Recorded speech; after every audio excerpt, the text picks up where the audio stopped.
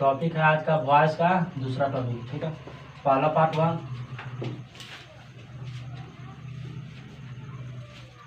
पहला क्लास हो चुका है, आज दूसरा क्लास है वॉइस का, ठीक है। तो इसमें कुछ नियम है और आज देंगे SW बनाने के लिए।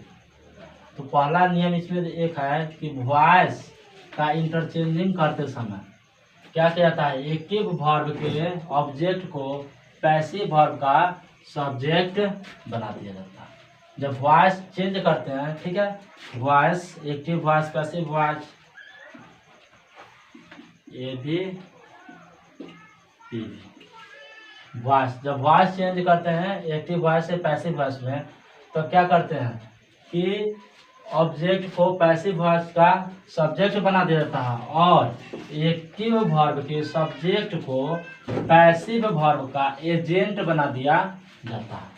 उसके बाद अगर एजेंट वाक्य के अर्थ या भाव को स्पष्ट करने के लिए आवश्यक हुआ तो इसे क्लॉज या सेंटेंस के अंत में, वो क्लॉज होगा या सेंटेंस होगा तो उसके अंत में बाई या अगर उपयुक्त कोई अन्य प्रीपोजिशन है तो उपयुक्त किसी अन्य प्रीपोजिशन को लगाकर रख दिया जाता है। क्या किया जाता है, फिर से वॉइस को जब इंटरचेंजिंग करते हैं या चेंज करते हैं तब एक्टिव वर्ब को ऑब्जेक्ट के पैसिव वर्ब का सब्जेक्ट बना देता है। एक्टिव वर्ब के ऑब्जेक्ट को पैसिव वर्ब का क्या किया जाता है, तो वो सब्जेक्ट बना दिया जाता है, ठीक है। उसके बाद एक्टिव वर्ब के सब्जेक्ट को पैसिव वर्ब का एजेंट बना दिया जाता है। अगर यह एजेंट वाक्य के अर्थ या भाव को स्पष्ट करने के लिए आवश्यक हुआ तो उस क्लॉज या सेंटेंस के अंत में बाई लगाएंगे या अन्य कोई प्रीपोजिशन जो उपयुक्त होगा उसको लगाकर रख देंगे, अन्यथा इसका लोप कर दिया जाता है। लोप मतलब उसको हटा दिया जाता है। एक चीज यहाँ पर सबसे इम्पोर्टेंट कह रहा है क्या कि विशेष ध्यान देने की जरूरत है, किस पर, तो वर्ब पर। सबसे अधिक ध्यान देना किस पर है, वर्ब पर, क्योंकि वर्ब के वजह से ही ये गलत हो जाता है जब बनाएंगे तो। और तो सबसे इम्पोर्टेंट क्या है इसका, वर्ब, ठीक है। अब कह रहा है कि एक्टिव वर्ब को पैसिव में बदलने के लिए अभीष्ट मेन वर्ब को पास्ट पार्टिसिपल टेंस में बदला जाता है और उसके पहले वर्ब टू बी का प्रयोग उपयुक्त नंबर, पर्सन और सेंटेंस में किया जाता है। फिर से एक्टिव वर्ब को पैसिव में बदलने के लिए मेन वर्ब को पास्ट पार्टिसिपल टेंस में बदला जाता है और उसके पहले वर्ब टू बी का प्रयोग करके नंबर, पर्सन और टेंस में किया जाता है। एक नोट यहाँ पर छोटा सा है, प्रोनाउन जब सब्जेक्ट के रूप में प्रयुक्त रहता है तब वह नॉमिनेटिव केस में रहता है और जब ऑब्जेक्ट के रूप में रहता है तब वह ऑब्जेक्टिव केस में रहता है। दो चीज इंपॉर्टेंट ये भी है, प्रोनाउन जो है जब सब्जेक्ट के रूप में रहता है तब वो नॉमिनेटिव केस में रहता है और जब ऑब्जेक्ट के रूप में रहता है तब वह ऑब्जेक्टिव केस में रहता है। जैसे यहाँ पर दिया हुआ है nominative case, I, we, you, he, she, it, they, ये जो है वो नॉमिनेटिव केस है और ऑब्जेक्टिव केस तो me, us, you, him, her, it, them. I का होता है मी, वी का होता है अस, यू का यू नहीं रह जाता है, ही का हिम होता है, सी का हर होता है, इट का इट नहीं रह जाता है और दे का देम होता है। तो ये नॉमिनेटिव केस है और ये ऑब्जेक्टिव केस है। एक चीज यहाँ पे बता देते हैं, पास्ट पार्टिसिपल टेंस फॉर्म। तो वर्ब के 5 रूप होते हैं, ठीक है, V1, V2, V3, V4, V5। कितने होते हैं, 5 रूप होते हैं। तो पांचों को थोड़ा रिवीजन कराते हैं, V1, V2, V3, V4 और V5। ये ING फॉर्म है, ये एस या ES फॉर्म, ये प्रेजेंट टेंस फॉर्म है, ये पास्ट टेंस,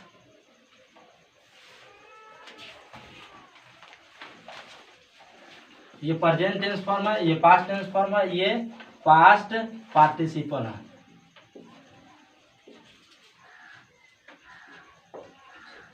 तो क्या कर रहा था यहाँ पर कि पास्ट पार्टिसिपल टेंस में बदला जाता है, किसको, मेन वर्ब को। मेन वर्ब को किस में बदलते हैं, पास्ट पार्टिसिपल वर्ब।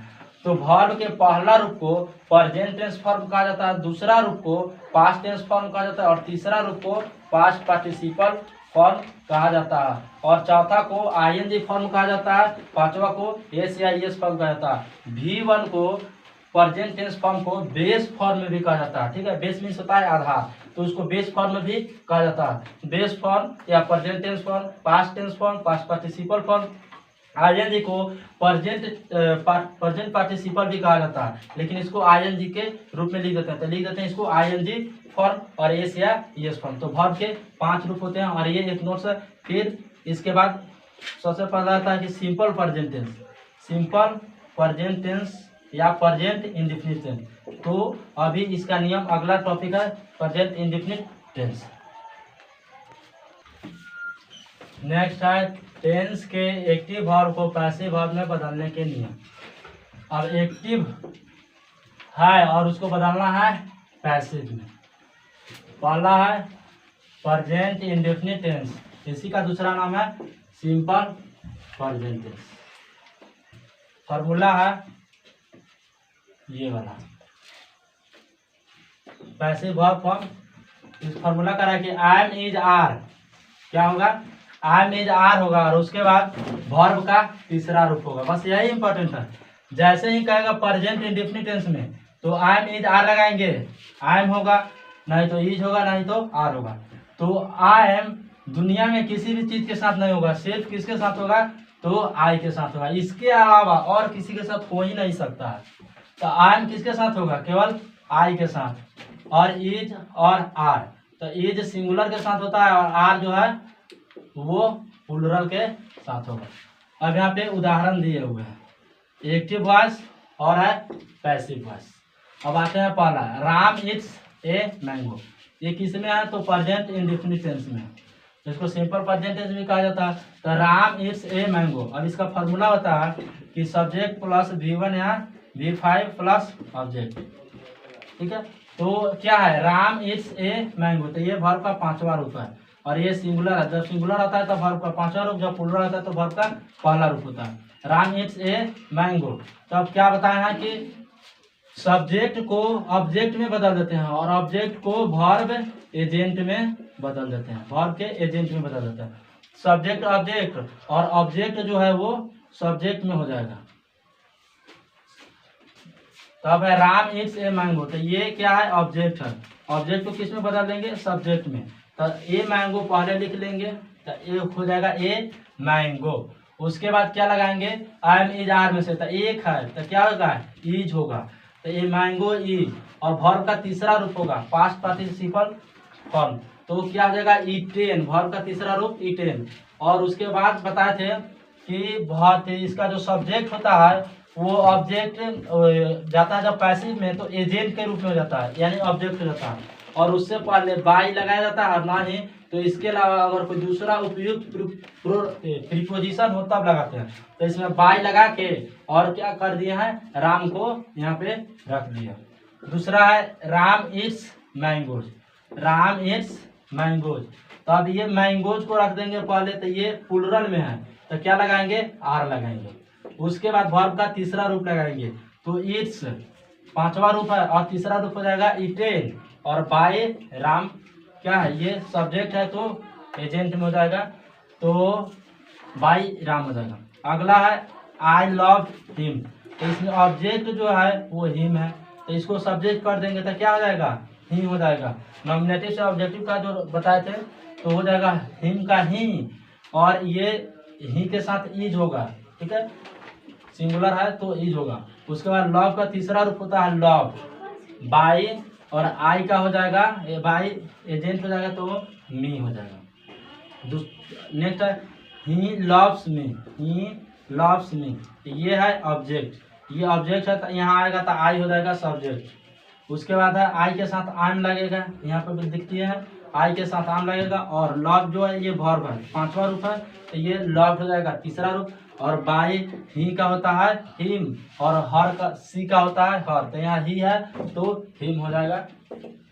नेक्स्ट है सी टीच यू, ठीक है, सी टीच यू, ये 5वां रूप है, ये सब्जेक्ट है और ये ऑब्जेक्ट है। तो ऑब्जेक्ट जो है वो हो जाएगा सब्जेक्ट इधर, तो यू का यू ही रह जाता है, यू के साथ आर लगता है तो आर लगा दिए, और टीच का तीसरा रूप डॉट होता है तो डॉट रख दिए यहाँ पर, और बाई और सी का होता है हर, तो यहाँ पर हर रख दिए। अगला है वी रिस्पेक्ट हिम, तो वी रिस्पेक्ट हिम ये 5वां रूप है, तो रिस्पेक्ट्स, वी रिस्पेक्ट और रिस्पेक्ट, तो इसमें था वी रिस्पेक्ट हिम, तो ये हो जाएगा रिस्पेक्टेड, तीसरा रूप हो जाएगा। ये ऑब्जेक्ट है तो यहाँ पर सब्जेक्ट हो जाएगा, हिम का ही के साथ इज लगता है तो इज लगा दिए, इसका तीसरा रूप लगा दिया यहाँ पर, और बाई वी का है तो अस हो जाएगा। इस तरह से ये टोटल हो गया। अब एच डब्ल्यू बनाना है एक्सरसाइज में, एक्सरसाइज वहाँ पर है 64, एच डब्ल्यू बनाना है। इसमें क्वेश्चन है 1 से लेकर 30 तक, जिसमें से 15 क्वेश्चन बनाकर लाना है।